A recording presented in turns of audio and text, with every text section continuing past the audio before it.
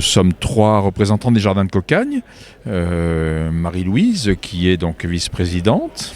Béatrice, qui est salariée des Jardins, et moi-même qui suis donc le président. Voilà. C'est une association qui est aussi un atelier chantier d'insertion. Nous avons 2 piliers fondamentaux. Le premier, c'est le maraîchage bio et la distribution en circuit court auprès d'adhérents.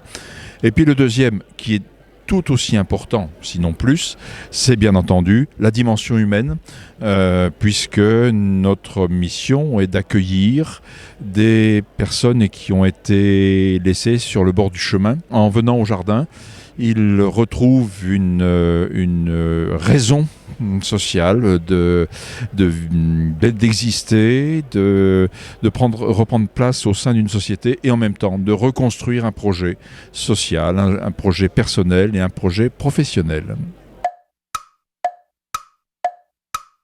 La place des jardiniers est fondamentale puisque donc c'est bien grâce aux jardiniers accompagnés bien entendu par les maraîchers et puis toute l'équipe, que les légumes poussent, sont récoltés, sont préparés, sont conditionnés pour que les adhérents que nous sommes puissent chaque semaine avoir leur panier. Voilà, et donc ça c'est une vraie reconnaissance, ce n'est pas de l'occupationnel, c'est une véritable reconnaissance à travers le travail.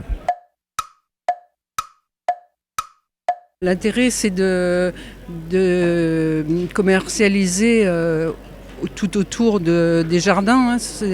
Les adhérents sont des habitants du Mâconnais, de Mâcon même.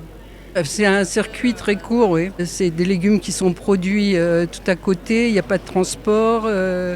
Ils sont cueillis la veille ou le jour où ils sont commercialisés. Dire des Jardins de Cocagne, c'est déjà des gens très humains, avec l'accueil. Les employés, on est une équipe qu'on s'entend très bien. On apprend beaucoup. On apprend, mais en même temps, on a des projets de vie. Et ça m'a remis aussi pour réapprendre le travail et tout. On existe depuis 22 ans déjà. On était précurseurs peut-être, mais... Il y a 1500 personnes aujourd'hui sur le bassin de vie de Mâcon se nourrissent sainement grâce au travail des jardiniers de Cocagne. Donc c'est quand même important, quoi, hein. On a accueilli cette année 2 réunions de clubs entreprises au sein des jardins, dont une avec un repas organisé par un chef étoilé. C'est bien que le monde de l'entreprise, le monde de l'économie marchande nous connaissent et nous intègrent dans leur carnet d'adresses, dans leur réseau, parce qu'ils ont besoin de nous, nous avons besoin d'eux. Hein, c'est clair que... et puis nous nous positionnons aujourd'hui comme une véritable entreprise. On est vraiment des vrais acteurs économiques du territoire.